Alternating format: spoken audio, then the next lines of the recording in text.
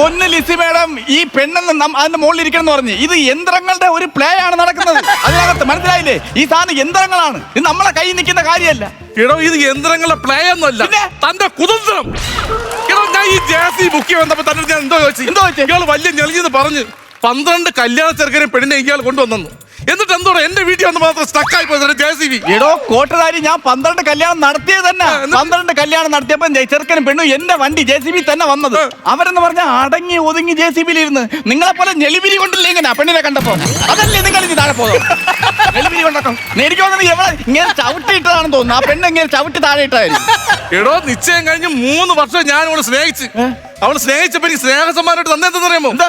ഒരു ബാഗ്, എന്റെ പേരെഴുതൊരു ബാഗ്. എന്താ പേരെന്താ? പേര് രതിദേവ്.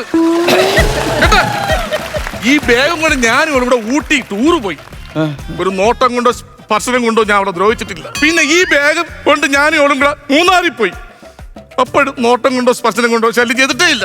പിന്നെ ഈ ബാഗും കൊണ്ട് ഞാൻ ഇവളും കൂടെ കാശ്മീരിൽ പോയി. നോട്ടം കൊണ്ടോ സ്പർശനം കൊണ്ടോ ഞാൻ അവളെ ഒന്നും ചെയ്തിട്ടില്ല. പിന്നെന്തോന്ന് ഈ രതിദേവിന്റെ വേഗം കൊണ്ടുപോയത്? മഞ്ഞു വാരിക്കൊണ്ടുവരാനാ കാശ്മീരി?